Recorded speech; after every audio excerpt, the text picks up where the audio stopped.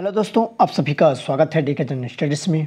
दोस्तों, आप सभी के लिए छत्तीसगढ़ एसआई भर्ती के लिए यहाँ पर मैं कंप्यूटर का क्लास लेकर आया हूँ। साथ ही साथ शिक्षक भर्ती का भी मैं यहाँ पर क्लास लेकर आया हूँ, जो कि कंप्यूटर का ही क्लास है। आपके दोनों एग्ज़ाम एसआई और शिक्षक भर्ती के लिए यह क्लास काफ़ी महत्वपूर्ण होगा। आप जिसकी भी तैयारी कर रहे हैं तो ये क्लास आपके लिए काफ़ी इम्पोर्टेंट होंगे। तो चलिए आगे बढ़ते हैं। दोस्तों, छत्तीसगढ़ एसआई जो भर्ती है उसमें 5 प्रश्न पूछे जाएंगे और आपका शिक्षक भर्ती वर्ग 2 और 3 में 10 प्रश्न। तो इन दोनों के लिए यह काफ़ी महत्वपूर्ण रहेगा। जो भी आप शिक्षक भर्ती की तैयारी कर रहे हैं या आप एसआई की तैयारी कर रहे हैं तो क्लास आप ज़रूर देखिए। तो चलिए आगे बढ़ते हैं। दोस्तों, अगर आप एसआई की तैयारी कर रहे हैं या शिक्षक भर्ती की तैयारी कर रहे हैं तो चैनल को सब्सक्राइब जरूर कर लें। इस चैनल में आपको सिलेबस वाइज निःशुल्क तैयारी करवाई जाएगी, तो जल्दी से आप सब्सक्राइब कर लें। साथ ही साथ बेल घंटे के जो ऑल बटन होता है उसको ऑल पर प्रेस कर रखे रहें, ताकि जब भी मैं कोई नई वीडियो अपलोड करूँ तो उसका नोटिफिकेशन आप तक अवश्य पहुँचे। और क्वेश्चन अच्छा लगे, पसंद आए तो लाइक ज़रूर करिए। साथ ही साथ अपने दोस्तों के साथ शेयर करना ना भूलिएगा। तो चलिए आगे बढ़ते हैं। सबसे पहला जो यहाँ पर जो प्रश्न है, कंप्यूटर में स्मृति का प्रकार नहीं है। स्मृति मतलब मेमोरी होता है, तो मेमोरी का प्रकार नहीं है। तो सेमीकंडक्टर है, मैग्नेटिक है, सर्वर है, ऑप्टिकल। तो इसका सही आंसर यहाँ पर सर्वर हो जाएगा। सर्वर स्मृति का प्रकार नहीं है।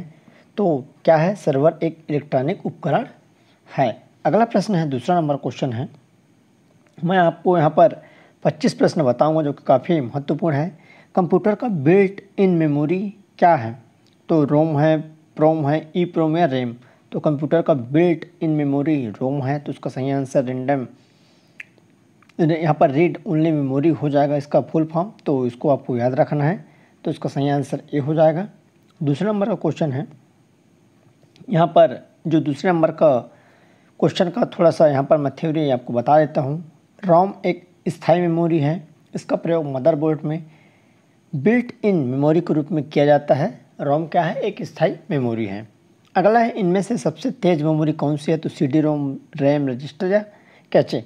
तो इसका सही आंसर यहाँ पर कैश मेमोरी हो जाएगा, जो कि डी वाला ऑप्शन इसका करेक्ट हो जाएगा, जो कि सबसे यहाँ पर फास्ट रहता है। अगला है, चौथे नंबर का प्रश्न है, कंप्यूटर भाषा में 1 मेगाबाइट में कितने बाइट होते हैं? तो 1 लाख, 1 लाख, यहाँ पर 10 लाख और 10 लाख यहाँ पर 24,000। उसके बाद 10,48,576। तो उसका करेक्ट आंसर यहाँ पर डी हो जाएगा। 10,48,576 बाइट होते हैं 1 MB में। 1 MB बराबर 10,48,576 बाइट हो जाएगा। अगला प्रश्न है, 5वां नंबर। तो आइए इसके बारे में थोड़ा सा देख लेते हैं। 1 निबल बराबर 4 बिट होता है। 1 बाइट बराबर 8 बिट या 2 निबल 1 KB बराबर, मतलब 1 किलोबाइट बराबर 1024 बाइट। 1 मेगाबाइट यानी 1 MB बराबर 10,48,576 बाइट। 1 GB, 1 गीगाबाइट बराबर यहाँ पर 10,48,576। 1 TB, 1 टेराबाइट बराबर 1024 गीगाबाइट। और 1 PB टेराबाइट बराबर यहाँ पर आपका 1024 टेराबाइट होता है। तो इसको आपको याद रखना है। इसका यहाँ पर पूछा जा सकता है बढ़ते क्रम या घटते क्रम, तो इसको आपको ज़रूर याद रखना है। अगला है 5वां नंबर। दोस्तों, टेलीग्राम ग्रुप का लिंक नीचे दिया हुआ है, उसको भी ज़रूर से ज्वाइन करिए। वहाँ पर आपको करंट अफेयर्स से रिलेटेड जानकारियाँ या अन्य PDF उपलब्ध कराई जाती है, तो आप वहाँ पर सब्सक्राइब जरूर कर लीजिएगा। तो चलिए आगे बढ़ते हैं। यहाँ पर जो अगला प्रश्न है, 5वां नंबर, 1 बाइट में कितने मूल्य निरूपित किए जा सकते हैं? तो 8 है, 16 है, 64 या 256। तो 1 बाइट जो होता है उसमें टोटल 256 मूल्य निरूपित किए जा सकते हैं। तो इसका सही आंसर यहाँ पर 256 हो जाएगा। 2 का यहाँ पर 8 को अगर आप करेंगे तो लगभग 256 यहाँ पर आता है। तो इसका सही आंसर यहाँ पर डी हो जाएगा। अगला प्रश्न है, 6वां नंबर। सुपर कंप्यूटर के लिए शब्द की लंबाई का परास जो रेंज होती है क्या होती है? तो यहाँ पर 16 बिट तक, 32 बिट तक, 64 बिट या 128 बिट तक। तो जो सुपर कंप्यूटर की परास की लंबाई 64 बिट तक होती है। तो इसका सही आंसर यहाँ पर सी हो जाएगा, 64 बिट। अगला लाइनेक्स एक क्या है? तो इम्पोर्टेंट प्रश्न है। ऑपरेटिंग सिस्टम का नाम, कंप्यूटर वायरस एक चिप है या कंप्यूटर कंपनी का नाम है? तो लाइनेक्स एक ऑपरेटिंग जो सिस्टम है उसका नाम है। तो इसका करेक्ट आंसर यहाँ पर ए हो जाएगा, ऑपरेटिंग सिस्टम। और लाइनेक्स है ओपन सोर्स ऑपरेटिंग सिस्टम है, तो इसको आपको याद रखना है। अगला प्रश्न दोस्तों, जितने भी मैं प्रश्न यहाँ पर लेकर आया हूँ काफ़ी महत्वपूर्ण है, कोई ना कोई एग्ज़ाम में यहाँ पर आपसे प्रश्न बनेंगे। 100% आपका एसआई हो या शिक्षक भर्ती हो तो आप सभी के लिए काफ़ी महत्वपूर्ण रहेगा। असेंबलर का कार्य क्या है? तो बेसिक भाषा को यंत्र भाषा में परिवर्तित करना, उच्च स्तरीय भाषा को यंत्र भाषा में परिवर्तित करना, असेंबली भाषा को यंत्र भाषा में परिवर्तित करना या असेंबली भाषा को उच्च स्तरीय भाषा में परिवर्तित करना। तो असेंबलर का जो कार्य होता है वो सी हो जाएगा, असेंबली भाषा को यंत्र भाषा में परिवर्तित करना हो जाएगा। इंपॉर्टेंट प्रश्न है, तो आपको ऐसे याद रखना है असेंबलर का कार्य। तो सबसे पहले यहाँ पर असेंबली आ जाएगा, असेंबली भाषा को यंत्र मतलब मशीन भाषा में परिवर्तित करना।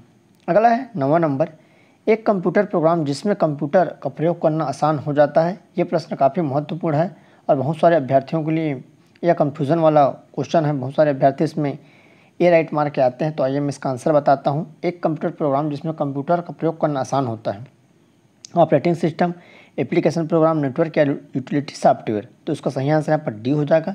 यूटिलिटी सॉफ्टवेयर होता है जिसमें कंप्यूटर को चलाना बहुत ही आसान हो जाता है, तो इसका सही आंसर यहाँ पर डी हो जाएगा।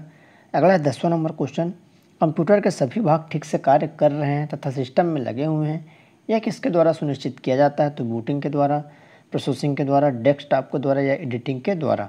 तो 10 का यहाँ पर करेक्ट आंसर जो हो जाएगा वह बूटिंग हो जाएगा। बूटिंग के द्वारा यह कार्य पता चलता है कि कोई भाग इसका सही से काम कर रहा है या नहीं कर रहा है, सुनिश्चित हो जाता है। अगला ग्रुप वेयर होता है हार्डवेयर, नेटवर्क, सॉफ्टवेयर और फर्मवेयर।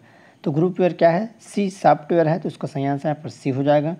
अगला प्रश्न है 12वां नंबर, भारत की सबसे बड़ी सॉफ्टवेयर कंपनी कौन सी है? तो इन्फोसिस, टीसीएस, विप्रो या एचटीएस टेक। तो इसका सही आंसर यहाँ पर भी हो जाएगा। टीसीएस जो कंपनी है भारत की सबसे बड़ी सॉफ्टवेयर कंपनी है, तो इसका सही आंसर यहाँ पर भी हो जाएगा, टीसीएस। अगला प्रश्न है 13वां नंबर, जीआईएफ का आशय क्या है? फुल फॉर्म को बताना है। तो 4 ऑप्शन यहाँ पर दिया है, geographical image format, global image format, graphical interchange format या इनमें से कोई नहीं। तो इसका सही आंसर यहाँ पर सी हो जाएगा, ग्राफिकल इंटरचेंज फॉर्मेट इसका सही आंसर हो जाएगा। अगला प्रश्न है 14 नंबर, जो अनुदेशों को आसानी से समझा जा सकता है उसे कहते हैं? तो user friendly, information, word processing या आइकॉन। तो इसका सही आंसर ए हो जाएगा, यूज़र फ्रेंडली, जो आसानी से अनुदेशों को समझ सकते हैं। अगला है 15वां नंबर क्वेश्चन, पोस्ट का पूरा नाम क्या है? Power on self test, program on self test, power on system test या प्रोग्राम ऑन सेल्फ टेस्ट। तो इसका सही आंसर ए हो जाएगा, power on self test POST का पूरा नाम है जो कंप्यूटर में फुल फॉर्म होता है। तो आप मानकर चलिए आपका एक प्रश्न यहाँ से बन सकते हैं जो फुल फॉर्म वाला होता है, तो उस टॉपिक को आप अच्छे से पढ़िएगा। अगला प्रश्न है, जब आप कंप्यूटर को बूट करते हैं तो कंप्यूटर बंद हो जाता है, ऑपरेटिंग सिस्टम डिस्क से रैम में कॉपी किया जाता है, ऑपरेटिंग सिस्टम मेमोरी में डिस्क में कॉपी करता है, ऑपरेटिंग सिस्टम के अंश कंपाइल किए जाते हैं। तो 16 का करेक्ट आंसर यहाँ पर बी हो जाएगा, ऑपरेटिंग सिस्टम डिस्क से रैम में कॉपी करते हैं, जो कंप्यूटर का बूटिंग होता है इसका मेन काम होता है। अगला है, इनमें से कौन कंप्यूटर की भाषा नहीं है? तो बेसिक, फोटॉन, कोबॉल या IBM।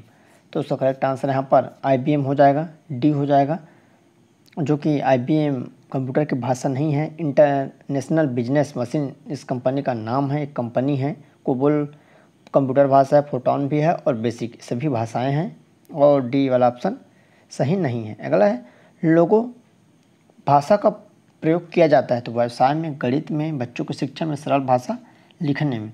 तो जो लोगो है वह सी हो जाएगा, बच्चों की शिक्षा के लिए लोगो भाषा का प्रयोग किया जाता है।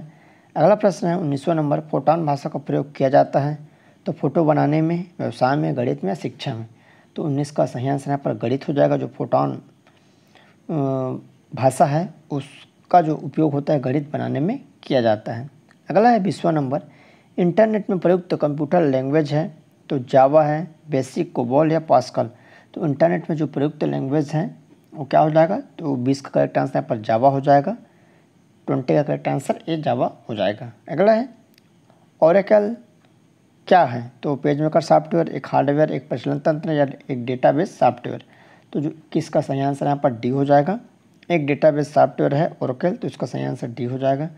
अगला प्रश्न है 22वां नंबर, टपल क्या होता है?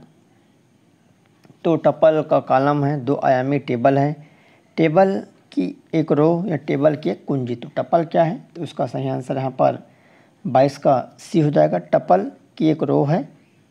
अगला प्रश्न है, माइक्रो कंप्यूटर को टेलीफोन से कौन सी व्यवस्था जोड़ती है? ये क्वेश्चन इंपॉर्टेंट है। तो वीडियो, मॉडेम, यूनिक्स या सीपीयू। तो माइक्रो कंप्यूटर को टेलीफोन लाइन से कौन सी व्यवस्था जोड़ती है? तो 23 का सही आंसर यहाँ पर मॉडेम हो जाएगा। बी वाला ऑप्शन सही हो जाएगा।